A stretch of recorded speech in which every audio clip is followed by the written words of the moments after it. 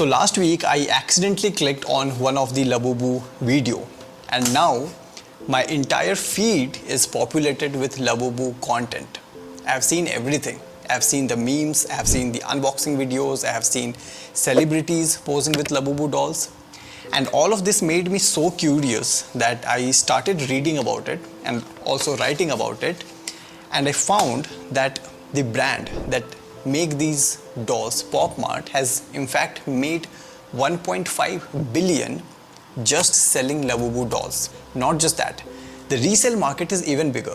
Like the same doll that sells for $20 inside the Pop Mart, the same doll sells for 10 times the price in the resale market. But even that is not the interesting part. Interesting is people are standing in queue all night to get this doll. Interesting is people are stealing, people are snatching, they are literally breaking into machine to get this doll. Like they are literally committing crime. Police have gotten involved. So in this conversation, I will tell you the origin of this doll, like how this came to existence very briefly, and then we will quickly jump into 3-4 theories, psychological theories and other ones that explains this madness from a marketer's point of view.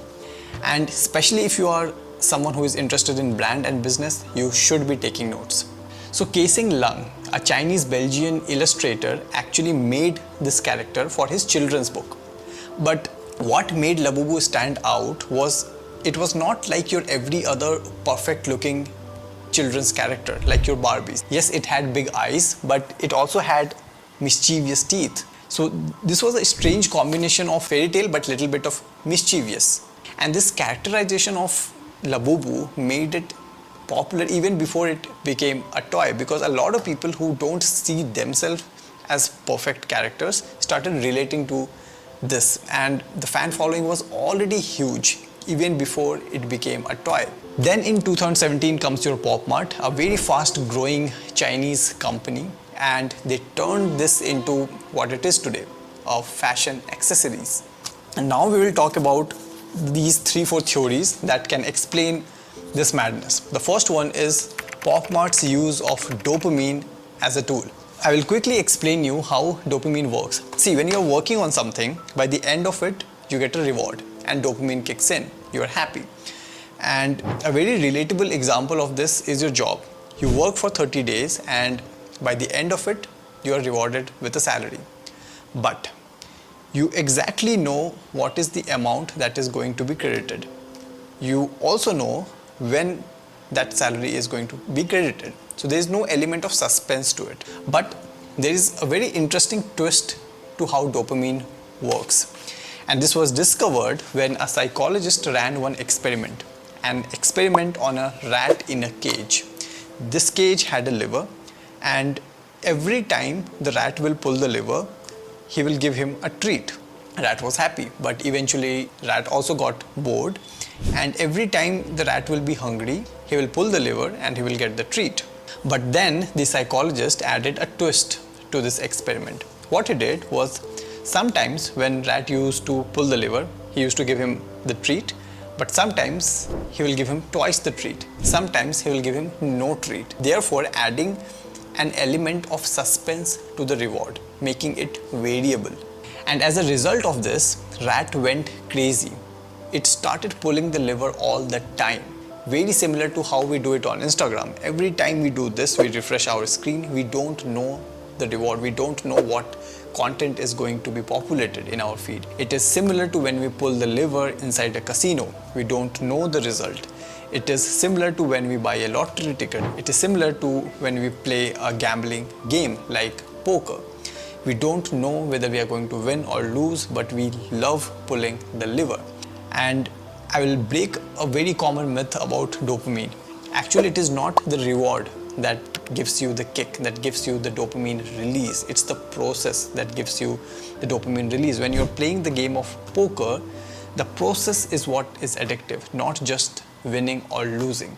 And therefore making the game addictive, not winning or the losing part. And Pop Mart has brilliantly used dopamine as a tool by introducing blind boxes. What happens is when you buy a blind box, you don't know what exactly is inside. I mean, you know that you have bought a Labubu doll, so you will get a Labubu doll, but you don't know which one. You don't know the color, you don't know the exact details of these dolls, thus making the process of buying and unboxing very exciting, very addictive. And this is not just for the buyer, but also for the viewers who are watching these unboxing videos. And obviously, because this whole process is very addictive, the repeat purchase is extremely good. Point number 2, the size of the toy. See, this is not like your typical teddy bear, which is too big to carry around, and it is not way too small, which is not visible. This is just the perfect size to become a fashion accessories, which it has become. It has become a part of a premium lifestyle. So for its audience, it is not just a toy. It has become more like a collectible art. The third point is scarcity bias. Again, one of my favorite. See, this says that you don't buy a Labubu doll because you need one, obviously. You buy one because if you don't, then you might not get another chance. See, scarcity bias make every product and service very tempting.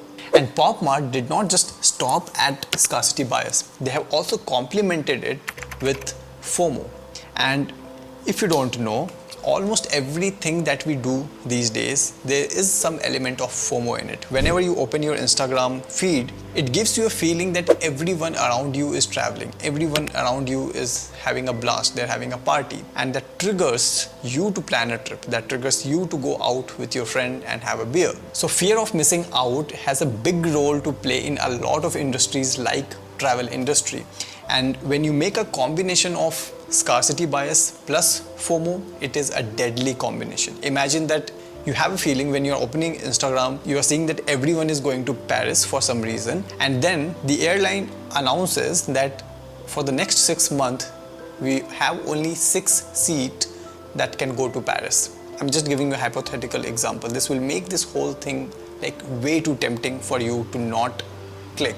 This will make this whole thing way too tempting for you to not go ahead with.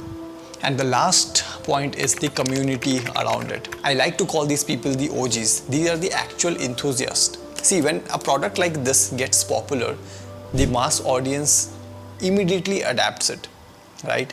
But there's always a small segment of people who actually made it popular.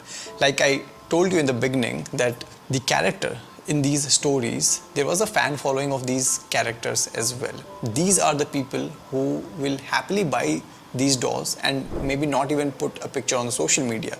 Maybe they will not even travel around with it, because they are not just buying it because they want to elevate their social status. They are not buying it because they just want some attention on social media. They are buying it because they're actually an enthusiast. They're buying it because they actually relate to this product. And this is the audience who, like I said, make any product popular. These are the enablers before the mass audience comes in and makes it a mass product. So this was my summary and my observation of Labubu doll. If you have any comment, please let me know.